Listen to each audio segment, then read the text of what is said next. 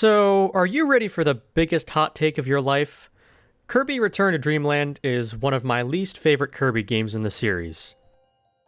Whoa, whoa, whoa, whoa, whoa, put your pitchforks down. I still think it's a good game. I just think that the majority of Kirby games are better and more memorable than this one. You're not here to listen to all this heresy. You're here for another grade A, cream of the crop, top tier challenge video.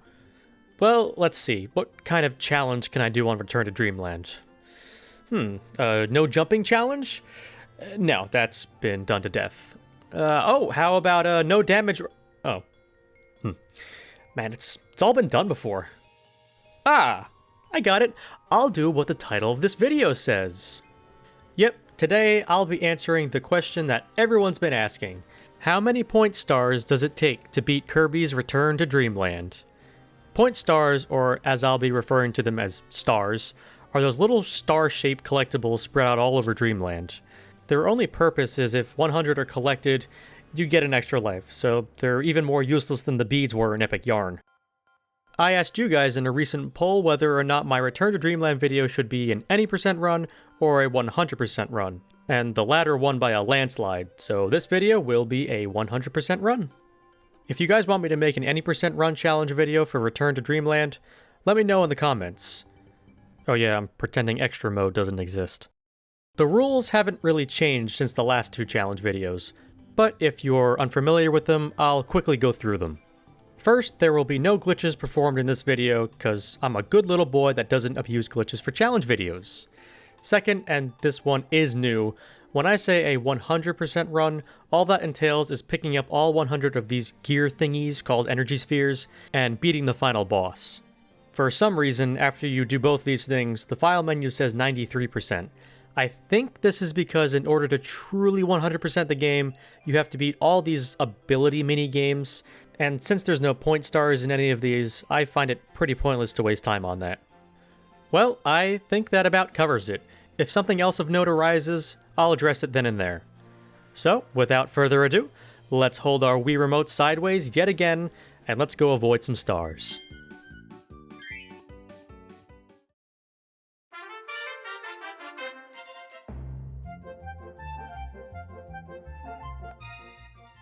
Alright, World 1, or Level 1, Cookie Country. The first thing we're met with when starting Return to Dreamland are these little flowers. Touching these flowers reveals a star that is immediately added to our counter. Almost every stage in this game has these little flowers, so they'll be avoided at all costs. These right here are our first freestanding stars, and while they do come in different shapes and sizes, these bad boys are what we are trying to avoid. In the next room, the game introduces us to our first energy sphere. Like mentioned before, we'll be getting all 120 to fully beat this game's campaign. Shortly after that, the game introduces us to its main gimmick, these super abilities that are basically Kirby's normal abilities but on copious amounts of steroids. They're fun enough to play with, but it's one of Kirby's weakest gimmicks in my opinion. This supercharged ability has Kirby's sword grow 5 times its size and cuts through Earth like paper. Chopping this bit of Earth over here reveals our first rift in time and space. Jumping in, we're met with a sort of grayscale room with a purple gooey looking wall protruding towards Kirbo. There's a bunch of these rifts in the game, so get used to seeing black and white terrain. Unfortunately, this rift sees us nabbing our first 2 impassable stars. This narrow passage here is just shallow enough that Kirby touches the star's hitboxes. That's all the star gain in this rift, and we're met with Sphere Doomer, who will be at the end of all of these rifts. He has nothing to write home about, just your typical mini-boss that goes down in like 20 seconds. Defeating him grants us our second and third energy spheres in this level. We're then sent back to our reality and finish off the level. Hey, I've seen this one. This is a classic. Yeah, so this slingshot minigame is back from Nightmare in Dreamland, and just like in that game, shooting up grants us with something we do not want. In this case, it's stars. So just like in Nightmare in Dreamland, we'll be intentionally failing this minigame every time. We end the first level of Return to Dreamland with 2 stars. 1-2 has us running across a woody bridge and taking a warp star. We pick up this mini cannonball shooter that wrecks everything in our path. We needed to break open these metal blocks that guard our next energy sphere, But there are stupid stars in the way, and no matter which way I break the blocks, at least one star has to be collected. Next over here, we grab the second energy sphere. We eliminate Gigant Edge, which sounds like the name of some underground hardcore punk band, and use his ability to die. Well, when I don't suck eggs at this game, at least, we use the sword to nab our last gear of the level. And 10 feet away stands the goal. We gained 1 star bead in this level, totaling up to a whopping 3. Look out now. 1-3 takes place in a giant cavern. And that's really as interesting as it gets. All 3 gears were a piece of cake to get, and there were no stars that were even remotely a threat. Reaching the goal, our star count stays the same. 1-4's first gear is right in the beginning, and is somewhat tricky to nab. You have to be very precise in threading the needle through these stars, but with a steady hand, it is possible. After that, we enter another cave system and dodge some falling stalactites with this rainbowy horn. I know I will have made that one commenter very happy now that I've corrected myself. These Waddle Dees up here fall to their deaths like lemmings, and we grab the second gear. Our next Super Saiyan ability is Monster Flame. Basically, a giant fire dragon comes in and sideswipes the screen. And Kirby, being the well-mannered Samaritan that he is, he performs actual legitimate deforestation. Man, Kirby is such a good role model for the future generations. Okay, that's enough politics for one video. The giant tree has offered us our second void, and this time we can clear the entire thing without any stars. To fight Sphere Doomer, the game grants us the most overpowered, absolute monster of an ability. Leaf. Yep, a pile of measly leaves is the best ability at taking out bosses. Well, with another Sphere Doomer sent to Dreamland Hell, we grab our last 2 gears and head out of the level with, yet again, no additional stars. So in my previous 2 challenge videos, boss fights were almost kind of an obstacle. In Nightmare in Dreamland, boss fights were always an impassable score gain, and Epic Yarn saw us fighting for our lives to not pick up any beads.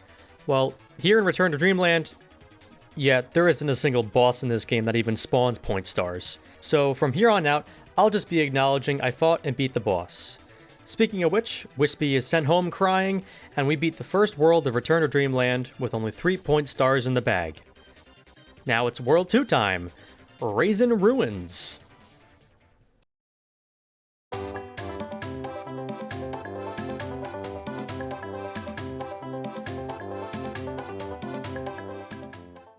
Okay, so World 2 is the token sand/desert world of the game.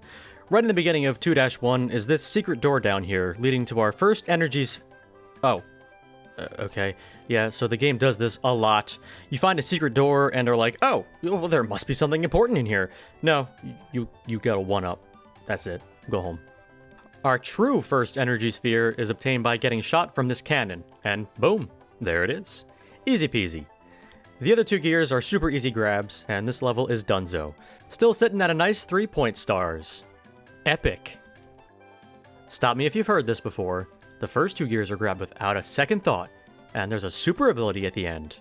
We got Flare Beam, which is just a beefier version of Ness's PK Thunder. Okay. We open the Rift Room and continue on. This part right here was a rather close call. The walls and star placement are just barely lenient enough for me to squeeze through. Like, man, these hitboxes are generous. We get Whip up ahead and whoop this Sphere Doomer's behind until it's bright red. And that would be all for 2-2, with once again, no star gain. Man, we are killing it with this challenge. For 2-3, we grab the first gear with Tornado, and the second with a very highly buffed high jump. Like, man, this thing got a glow up since Nightmare in Dreamland. It's way easier to control in flight, and you can charge high jumps multiple times while in the air before touching the ground again. So, you notice how I'm talking about the abilities instead of the actual challenge? That's how easy it is right now. Oh, wait, we got ourselves into a situation here. Okay, we've got an energy sphere surrounded by a square of stars, but there's a 1-up in the corner of one of the squares. So, can we squeeze through the open corner and not touch the stars? No. No, we cannot. At least I couldn't. Unless Kirby has some sort of narrowing ability I just don't know about, at least 1 star must be collected here. The next area is a room full of cannons, but Since we can shoot at any angle we'd like, we shoot away from the cannons so we can just fly ourselves up and not collect any stars. And hey, the last energy sphere, meaning the goal is dead ahead. We unfortunately ended our streak of starless levels by collecting one lonely star, making the new total 4 stars. Alright, 2-4 time, and whoa, we need to collect 5 gears in this level? Wow, okay then. The first gear is a bit of a problem, and by a bit of a problem, yeah, we get trapped behind a wall with stars in our path. Now, 1 star here is needed to grab the gear, but the others? Man, I don't know. There must be some way around them. Huh. You know, I do remember a little birdie telling me something about a 2-player mode? Huh, well, let me just grab my other controller over here and wajam! Haha! I knew it was possible to skip those stars. I'm gonna keep it $1.50. I completely forgot there was a 2-player mode in Epic Yarn, even though it literally asked you if you wanted to play 2-player before every level. However, a lot of those tricks that needed to be pulled off in Epic Yarn required not only 2 controllers, but 2 humans. And I do not know anyone willing to give up hours of their free time to do an incredibly niche challenge on an incredibly niche game. However, if someone out there would be willing to sacrifice a Saturday and help me make that challenge possible, let me know in the comments. Sorry, I get sidetracked way too easily. Let's return to the challenge at hand. We say goodbye to Waddle Dee and... Oh, that was weird. And head back on track. The next room is a dimly lit underground passage with 2 split paths with 3 stars blocking each entrance. Dang. 3 more stars later, we get the next 2 energy spheres, and a bit later we get our Ultra Sword back and cut giant ropes.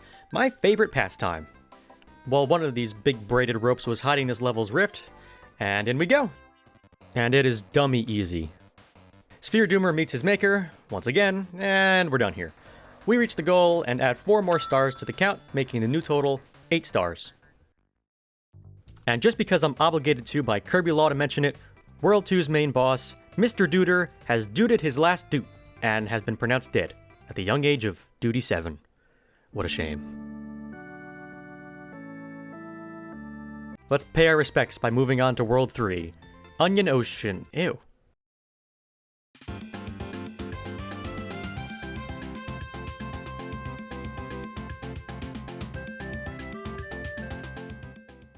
Despite its rather off-putting name, Onion Ocean is indeed not a large body of water filled with onions, just normal H2O. Well, starting off the first level here is this rope section. It's not even worth mentioning really, I just like the fact that I got so angry at this section, I accidentally opened Epic Yarn in my fit of rage. I still don't even know how I did that, but anyways, after my nerves simmered down a bit, I was able to pass that area without a problem. And I continued on to the first energy sphere, which doesn't come along until 2/3 of the way through the level. It was an easy grab, and up next we're introduced to our 4th super ability, Snowball. This ability charges up a giant snowball and hurls it at anything standing in its path. Kinda like an oversized bowling ball. Now, I got to this part, and in previous playthroughs of this game, I could have sworn that the rift was in this sandcastle right here. Well, imagine my surprise when nothing was happening when I broke the sandcastle. I thought, oh god, do I have to break every totem here in order to gain access to the rift? I even spent a substantial amount of time trying to break this group of totems here without getting any stars, and I finally did it, and I was going to make a huge deal about it in the script, but then I kept going right, and there was a door to the rest of the level. Yeah, that was not my proudest gaming moment. Well, that room holds the actual sandcastle that was hiding the rift, and we jump in. This time it scrolls vertically. Ooh! We get to the end and give Sphere Doomer the old Twister treatment, thus marking the end of 3-1, and we gain no stars in this level. Before picking up our first gear of 3-2, we have a short-lived fight with Kibbleblade. We cut off this platform and easily grab the sphere. The second gear is in this secret room and is once again an easy nab. The third sphere has us introduced to the worst part of this challenge, a bouncy cleat. It may not seem problematic at first glance, but in order to traverse the level with this, you have to bounce off enemies over water, otherwise you just sink like a stone. Of course, in typical challenge fashion, there are stars above almost every enemy you need to bounce off of. However, the first cleat doesn't need to be used, as it's just used as a sort of tutorial on how the cleat handles. The second one, though, is a different story. At the end of the room is a block only this cleat can break, and it holds our third gear. Alright, so how bad is the star gain here? Well, we have to collect this one atop a Gordo, and very carefully maneuver around these three by doing short hops off these blipper dudes. The door is just a hop, skip, and a jump away, and we can now break the special golden box that guards the door. Seriously? Ugh, whatever.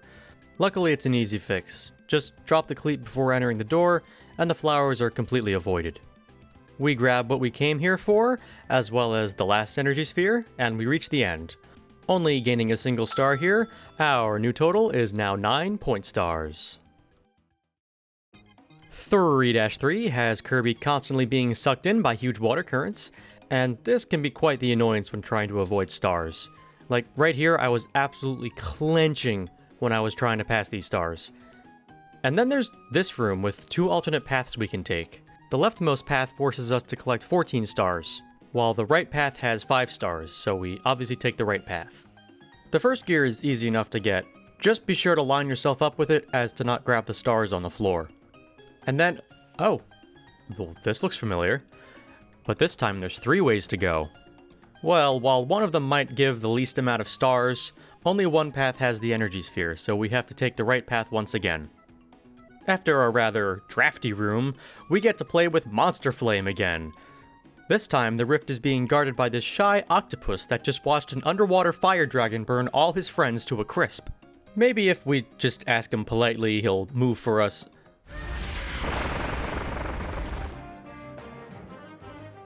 Oh my god, Kirby, you just reduced him to a pile of ash, you monster!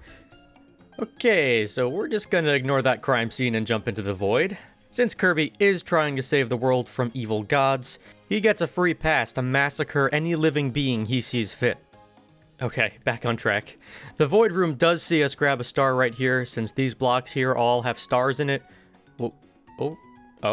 Did I just slide past those stars without collecting it? So I guess that's a thing, apparently?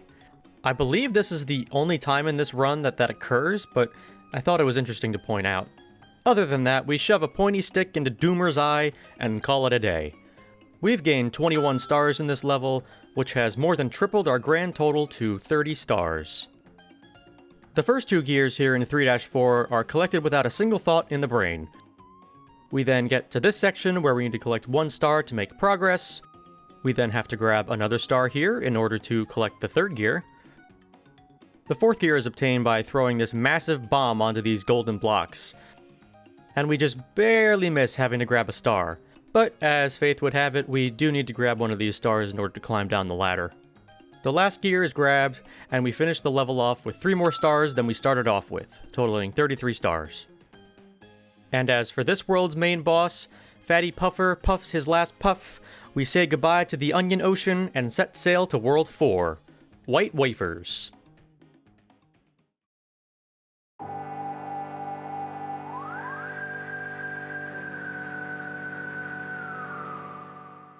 The first stop of White Wafers is 4-1, and we see it's a snowy world.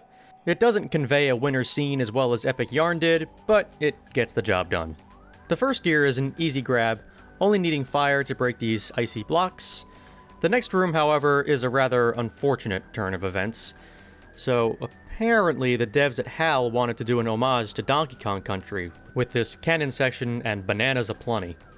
Well, this cannon right here forces us to collect 1 star, this cannon 2 stars, and this cannon here another star. We also have a secret path up here that leads to the 2nd gear, another 2 stars from this cannon over here, and yet another secret area that has a crap ton of bananas. And oh, holy crap, was that 30 stars?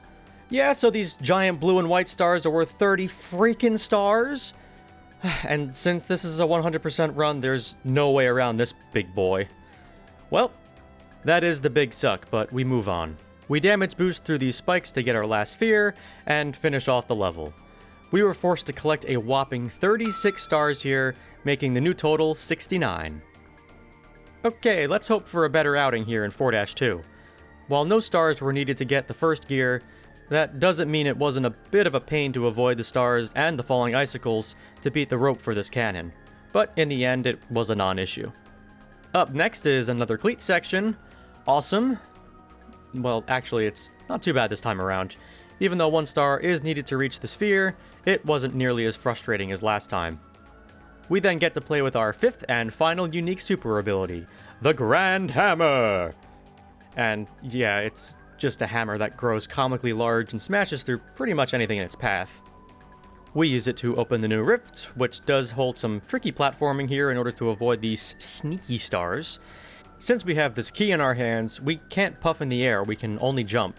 Once we're past all that though, we beat a green sphere doomer this time and call it a day. We gained 1 singular star here and are now up to 70 stars. I hope you like big spiky rocks, cause this level's full of them.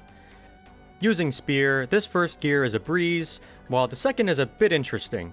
I need to hold this glass crystal and jump between a bunch of stars here in order to get the gear, and... oh, I didn't need to hold on to that crystal at all, did I? Whoops, no harm, no foul, I guess. That was just for goofs, it's just for fun. 3rd sphere is ours, but this 4th sphere... oh boy, did this one leaving me scratching my head for a bit. You see, I need to get this key over to this door in order to access this big explosive bomb, but there's a row of 6 stars just waiting to fly into Kirby's pocket. I tried screwing around a bit in 2-player to see if I could somehow fly with the 2nd player while the 1st player holds the key, but that didn't pan out. Maybe Meta Knight has some sort of super throw with this key? No. Hey, how about my boy Waddle Dee? He's never let us down before. Okay, you were even more useless than I thought possible. Alright, last chance. The almighty king himself. Show us what you got. Oh yeah, DDD, that's how we do it, my man.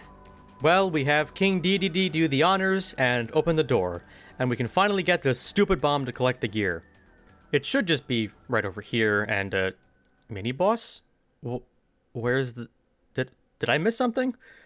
Why is there a key here? Oh my... was that entire... nah. Surely that bomb is used to get the... I hate this game, I hate this game, I hate this game, I hate this game! Let's just get to the goal. I do not want to be here anymore. No stars, no gain. This level was nothing but a giant pain. 4-4 is but a windy stage. And the first gear is stuck up inside this hidden path, which does nab us quite a few stars. Once we collect it though, we have to go back down and collect more stars. However, I wasn't born yesterday, and I have a feeling that those stars coming back down can be totally skipped. So I tried using fire to break these blocks here without using the cannon, but it was being rather uncooperative. Well, it just so happens sword can be picked up earlier in the stage, so we do pick it up and had much better luck with that.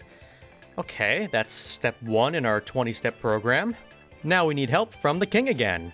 We get Kirby to stay floating down beneath the floor here, and we use the king to nab the sphere. Ha! See, I knew those stars could be skipped. Alright, let's get out of here. Next up is a race with this key bandit, where we do need to collect a few stars on the way down, but nothing too difficult here. We then get to play with our big bowling snowball again, and open another rift by becoming a Kirby snowman. Okay, that is adorable. Other than a few damage boosts, this void room was easy, and Sphere Doomer meets the sheer power of Cutter. Man, do you think he'll ever learn his lesson? Oh, here's the goal. We got 7 stars here, now totaling 77 stars. Okay, so 4-5 is one of my least favorite Kirby levels of all time. It's like this giant maze where you have to enter certain doors in certain orders, and on every subsequent replay I have of this game, I always dread having to play this level again. Well, skipping the boring details of traversing this level, our first gear is supposed to be obtained by using this cannonball shooter to break through these metal blocks, but if we pick up the cannonball shooter and try taking it to the door, it automatically shoots down these blocks up here, pouring down a bunch of stars that I would much rather not pick up. So, what do we do? Well, I think we gotta phone up the homie, the Kingly King. Yep, so we just use his hammer to break through these metal blocks like they're nothing, and we are as good as gold. We say sayonara to King DDD once... Where is she? Where's my wife? Okay, I'm pretty sure I heard something that time. Well, okay, moving on. We get to this room and... oh, so the gear is inside of these icy blocks. Okay, so this is one of the things I do not like about this game. If you're playing this game to get all the energy spheres and are not using a guide, the game, I guess, expects you to be clairvoyant and know what abilities to bring into certain rooms to get the spheres. There's no way to get fire once you enter this room, meaning if you want the gear, you need to start the level over and get fire from the previous room.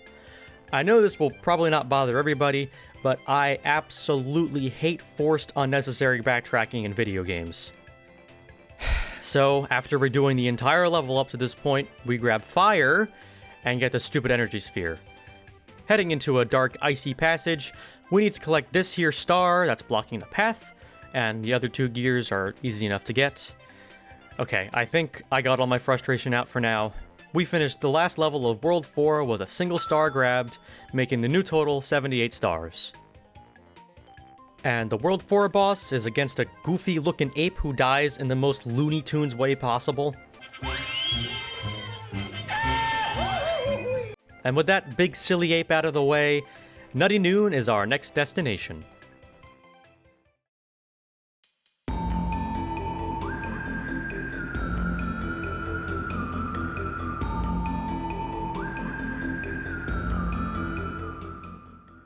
Nutty Noon is the butter building of Return to Dreamland.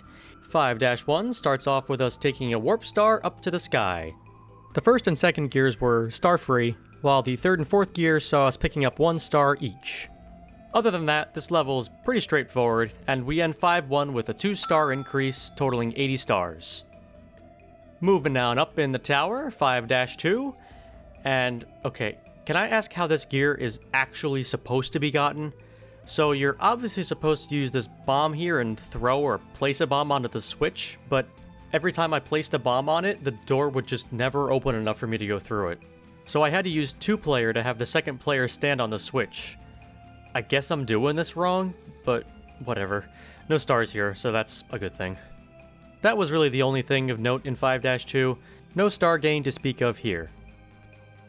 Ascending up to 5-3, and this high-altitude wind is proving to be quite the chore to work with. With that an ability, at least, I have to constantly damage boost through the spikes in order to skip the horizontal ropes with stars on them. Once we're past that, though, is another race with this key bandit, and while tricky, we are able to avoid these stars above the permeable floors. With plenty of time to spare, though, we grab the first key and the first gear, and while there were some close calls throughout this level, the other 3 gears were no problem to get. We reached the goal starless again.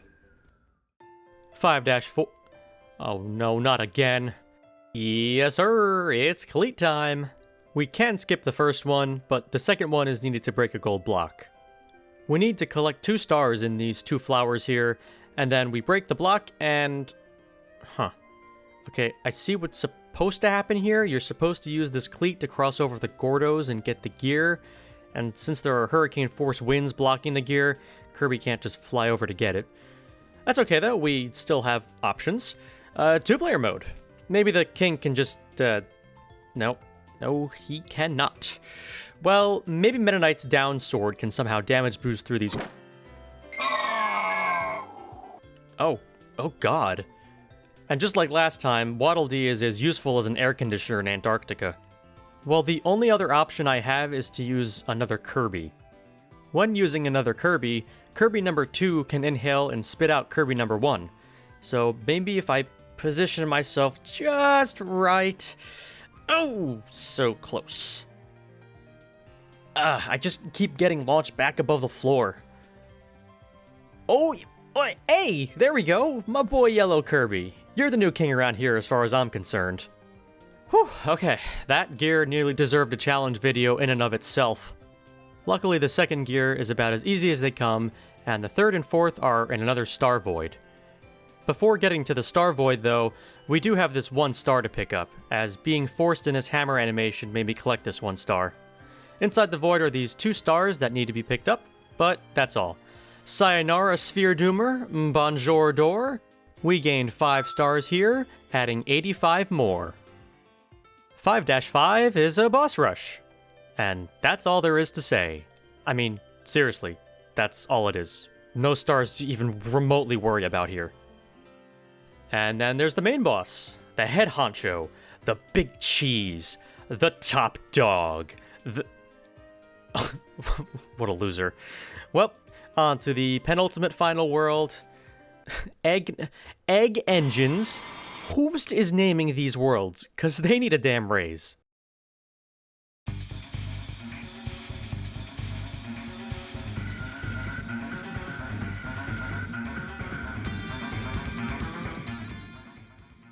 The first stage of World 6 already sees us getting into a bit of trouble. Okay, so there's this cannon section here that forces us to pick up these 2 big red stars worth 10 stars each. If you're a chump, yeah, just don't go into the cannon, and the entire room can be played out without entering a single one. Look, I was even able to skip this cannon here. I mean, it might have taken me 70 tries, but that's neither here nor there. And after all that, the first gear forces us to pick up a star. Man! The last 2 energy spheres are in this level's void, and man, was this star right here a pain to avoid. I need to suck up these big blocks to progress, but I kept collecting this star behind me since I was on a conveyor belt. But if I time the big suck just right, I'm able to make it without touching the star by probably like a pixel-wide amount of room. However, a star must be collected here, as well as 3 here. I tried to only collect 2 by aligning myself with this pizza right here, but I couldn't get it to work. We beat Sphere Doomer again, and leave 6-1 with a star gain of 5, now totaling 90 stars. 6-2 starts off with some pointy cubes, and hey, this room looks familiar.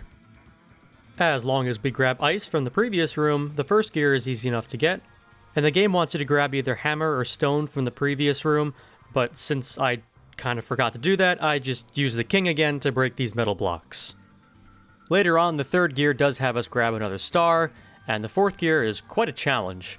I need to get this key across the platform, but the spikes instantly destroy the key, and if I raise the other platform, there are stars on it.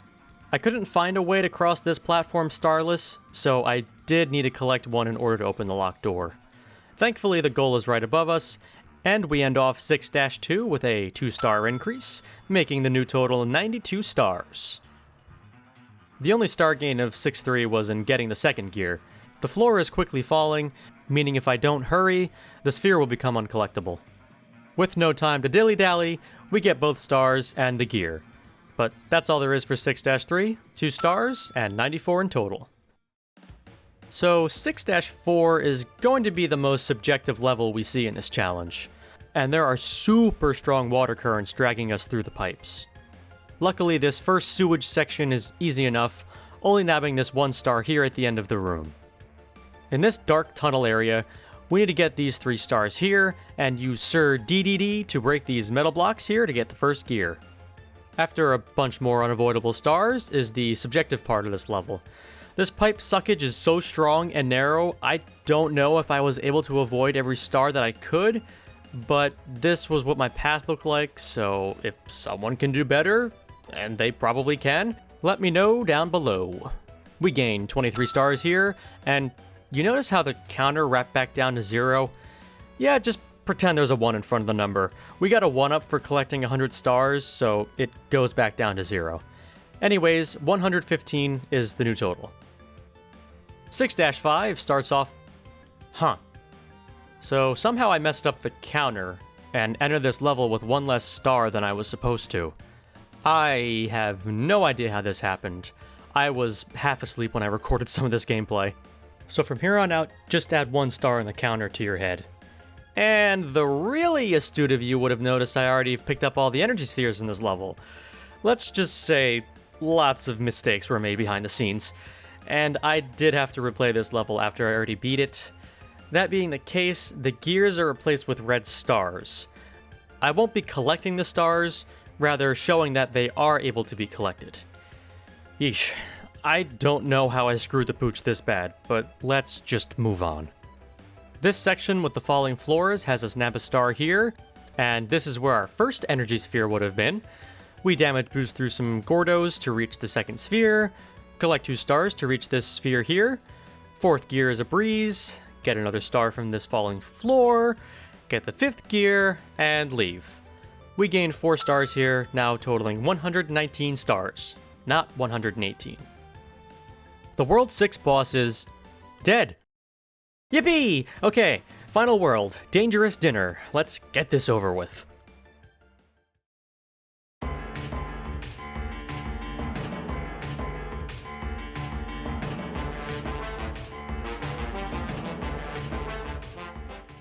World 7 is hot, hot, hot, and the most interesting thing to happen here in this first stage is this lava section with the key. I had to meticulously jump between these stars on the lava without getting burned using water's unique ability to be able to run on lava. This took about 10 minutes of trying and retrying, but I was eventually able to get it. The only 2 stars we get in this level are within this void's level area, right here. This level is done though, with those 2 stars added to our bag, making our new total 121. Well, the only noteworthy thing that happened in 7-2 is this part right here. After getting Grand Hammer, I need to break through a bunch of these gold blocks to progress, but there's no way past them without some of these stars being obtained.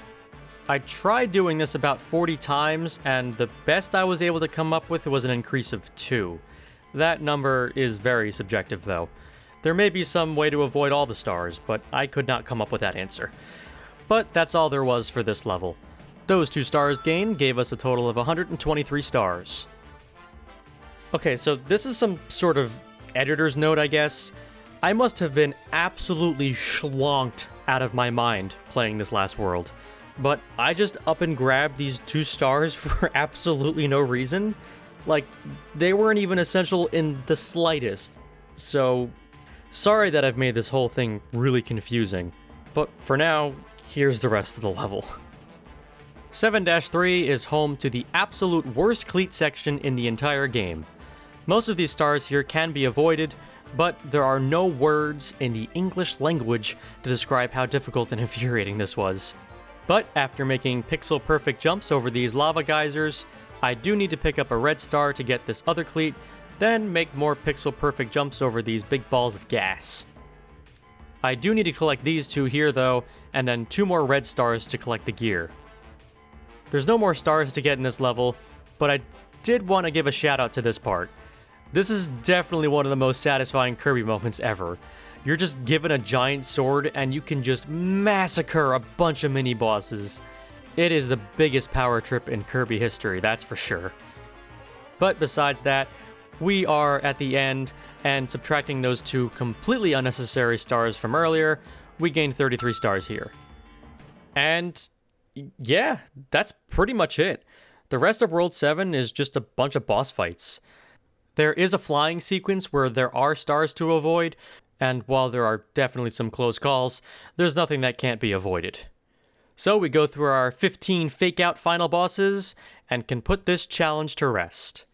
How many stars does it take to beat Kirby's Return to Dreamland? 156 stars. I think. Yeah, like I said before, some of the sections before were pretty subjective, and it is totally possible that some of them can be avoided. But hey, if you guys see any stars that could be avoided, let us know down below. Hey! Thanks for watching! Depending on how well this video does, there are a bunch of other Kirby games that have these stars, so I can make point star challenge videos for those games as well. Oh yeah, I already have my next challenge video idea in mind, and it's gonna be pretty different than any of the other ones I've made so far. It's still gonna be Kirby, but it won't be Kirby collecting the least amount of X type of video. Also, that video will take a little bit longer to make, so bear with me on a bit of a gap between videos. Other than that, thanks for watching. I'm gonna go get started on that next video, and yeah, until next time.